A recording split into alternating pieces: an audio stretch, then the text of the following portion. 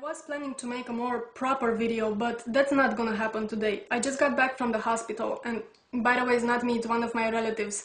The thing is, while I was in the waiting room, I saw something and I overheard the conversation that just disturbed me. Because of that, I want to talk very shortly about the argument from personal experience that most of the theists like to bring up, and I think you know what I'm talking about. I am not generally referring to the people who say they had religious experiences, like seeing Satan or hearing angels.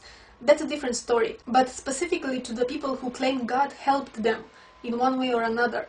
For instance, I was hit by a car and God saved my life. God helped me to pass the exam. God answers my prayers. God cured my chronic constipation. You know, from all the arguments for the God hypothesis that I have heard of, I think that the argument from personal experience is the most despicable, disgusting, and selfish of them all. I think most of the people use it without really thinking about it. But if you did think about it and analyze the implication that it has, and you are still using it, I think that says a lot about you as a human being, and I will explain why. You see, whenever something bad happened to you or was about to happen to you and you managed to overcome it and you think that God had something to do with it, you automatically imply that God chooses to help some people, while He chooses not to help the others. You imply that you are special to God, that somehow you are more valuable than all those other people who are suffering right now without getting any help.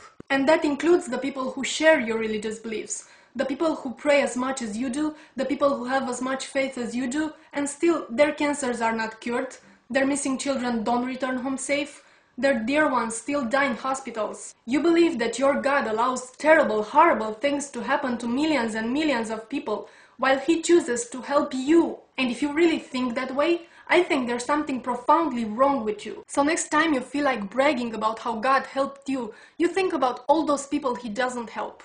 All those people who are suffering, who are dying, who are sick, who are getting raped, who are starving right now. If you have any decency in you, you think about them and shut the fuck up.